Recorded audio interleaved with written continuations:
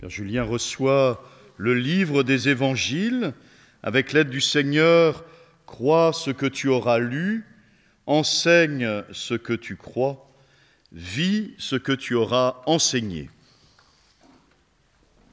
Amen. Le Seigneur soit avec vous. Et avec votre esprit. Évangile de Jésus-Christ selon saint Marc. Gloire à toi, Seigneur. En ce temps-là, Jean, l'un des 12, disait à Jésus : « Maître, nous avons vu quelqu'un expulser les démons en ton nom.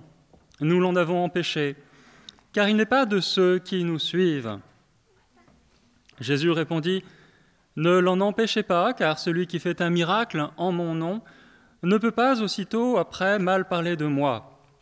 Celui qui n'est pas contre nous est pour nous. Et celui qui vous donnera un verre d'eau, au nom de votre appartenance au Christ, amen, je vous le dis, il ne restera pas sans récompense. Celui qui est un scandale, une occasion de chute, pour un seul de ces petits qui croient en moi, mieux vaudrait pour lui qu'on lui attache au cou une de ces meules que tournent les ânes et qu'on le jette à la mer.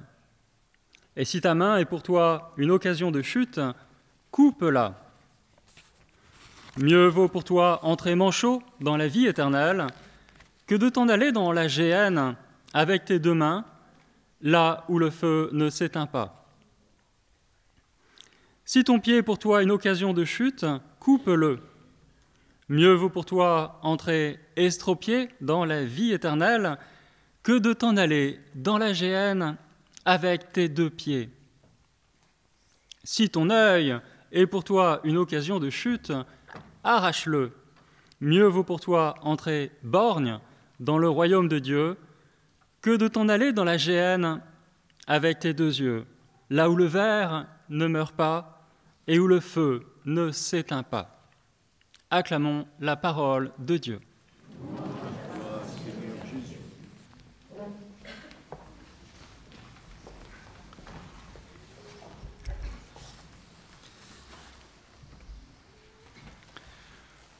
En ce dimanche, en ce jour où vous recevez votre nouveau curé, je vous propose de vous partager quelques réflexions sur le ministère des prêtres que le Père Julien va vivre à présent parmi vous et pour vous.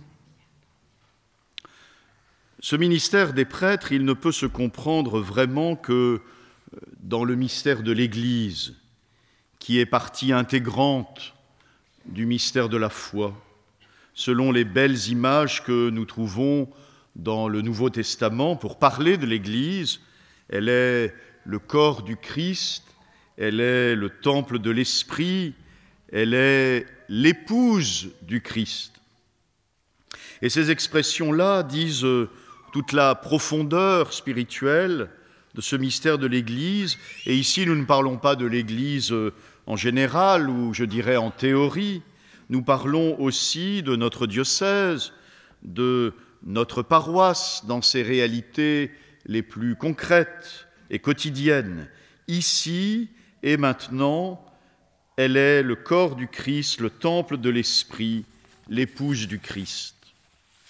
Oui, l'Église est bien cette réalité spirituelle inséparable du mystère du Christ Jésus. Elle est son corps, elle est son épouse, elle est cette réalité spirituelle faite de la rencontre unique de chaque baptisé, de chaque chrétien, cette rencontre avec le Christ dans la foi, rencontre, si elle est authentique, qui s'ouvre sur une vie fraternelle avec les autres baptisés, avec les autres chrétiens, et ainsi l'Église apparaît dans un lieu. Et le Concile Vatican II d'ajouter: l'Église est dans le Christ en quelque sorte le sacrement, c'est-à-dire à la fois le signe et le moyen de l'union intime avec Dieu et aussi de l'unité de tout le genre humain.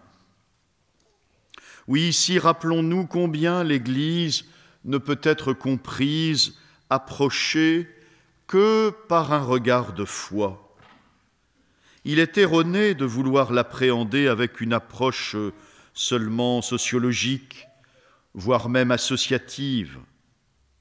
Il n'est pas possible de transposer à sa vie simplement des fonctionnements sociaux de notre époque, tout simplement puisque l'Église n'a pas sa raison d'être en elle-même. Elle n'a pas sa raison d'être en elle-même, comme d'autres organisations humaines, mais l'Église, elle, se reçoit en permanence d'un autre, le Christ Jésus, le Seigneur. Alors précisément, au sein de cette Église, quelle est vraiment la mission essentielle des prêtres comme collaborateurs de l'évêque? Pourquoi sont-ils ordonnés? Pour introduire la réponse à cette question, je voudrais très simplement vous lire quelques lignes d'une lettre que j'adressais il y a quelque temps à un étudiant, une lettre où je lui demandais s'il n'avait pas pensé un jour à devenir prêtre. Voilà ce que j'écrivais. Il n'y a pas de plus grand amour que de donner sa vie pour ses amis, selon la phrase de l'évangile de Jean. Être prêtre pour répondre entièrement à cet amour infini, radical, fou du Seigneur, révélé en Jésus le Christ. Être prêtre au service de l'Église, tu le sais bien, en Charente-Maritime, le Christ a besoin de prêtres pour son Église, non pas pour continuer de fonctionner, non pas pour continuer de s'organiser, mais de manière essentielle pour signifier aux chrétiens sa présence. Lui, le Christ, le vivant, appelle, rassemble, envoie. L'Église n'existe que par Jésus le Christ, que pour lui. Et le prêtre signifie ce Christ tête du corps qu'est l'Église, pour reprendre la superbe comparaison de l'apôtre Paul. Oui, je me demande si pour vivre ce grand et durable bonheur que Jésus souhaite à chaque homme, tu n'es pas appelé à vivre ce beau, je me demande si tu n'es pas appelé à vivre ce beau service d'Église en devenant prêtre. Ainsi donc, signifier la présence du Christ, l'unique pasteur de l'Église, est bien la mission du prêtre. Le Christ est ressuscité, il est vivant, et c'est lui aujourd'hui qui appelle, qui rassemble, c'est lui encore qui convertit, qui envoie en mission. La révélation, le cœur de la foi chrétienne, ce n'est pas un message, ce n'est pas une doctrine, ce n'est pas un programme porté et défendu par un bureau ou par un collectif ou par une commission. Le cœur de la foi chrétienne, c'est le Christ Jésus, c'est sa vie, sa personne, sa mort et sa résurrection pour chacun d'entre nous. Et les apôtres et après eux les évêques, les prêtres, sont d'abord envoyés pour communiquer une présence, pour communiquer cette présence du Christ pasteur, d'où vient l'unité du troupeau, pour communiquer cette présence du Christ pierre angulaire de toute l'Église, d'où dépend sa construction et sa solidité. Cela, il nous faut le rappeler et cela est essentiel, parce que nous avons toujours la tentation d'être centrés sur nous-mêmes, de penser que la vie, la mission, l'avenir de l'Église, l'avenir de notre paroisse dépend de nous, dépend d'abord de notre organisation, dépend d'abord de notre bonne volonté. Nous avons toujours la tentation de faire l'Église en fonction de nous, de nos conceptions, de nos idées, parfois très imprégnées des idées à la mode de notre époque. Tout dépend du Christ Jésus, du Christ Seigneur, nous rappelle le ministère des prêtres au milieu de nous. Tout dépend de sa grâce, de l'œuvre de l'Esprit. Cela est vrai pour notre communion entre nous. Cela est vrai pour notre audace, pour annoncer de manière nouvelle l'Évangile ici et maintenant. Tout dépend de la grâce du Seigneur qui est à l'œuvre. Alors comment le prêtre pourrait-il rappeler cette vérité première de notre foi par son ministère si lui-même ne vivait pas, je dirais, cette dépendance de par sa consécration totale au Christ, cette dépendance à l'égard du Seigneur qui s'exprime dans son engagement au célibat. Signifier et communiquer cette présence du Christ dont nous recevons tout. Voilà la beauté, voilà la grandeur du ministère de prêtre, du ministère presbytéral. C'est bien le Seigneur que nous tous, baptisés, nous voulons accueillir, que nous voulons laisser demeurer en nous, que nous voulons écouter jour après jour.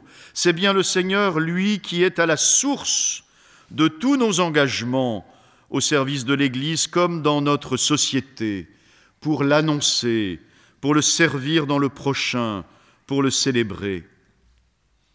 Rappelons-nous cette phrase de l'Évangile de Jean, « Sans le Christ, sans moi, nous ne pouvons rien faire. » Le ministère des prêtres vient nous signifier cette primauté de la grâce de Dieu qui est appelée à se déployer dans notre vie en charité, foi et espérance.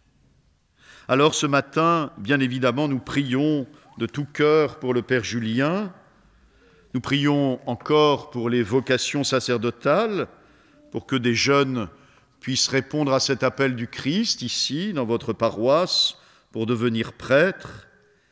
Et puis nous prions pour qu'en chacun de nous grandisse encore cet amour de l'Église, ce désir et cette joie de la servir dans un esprit de foi. Amen.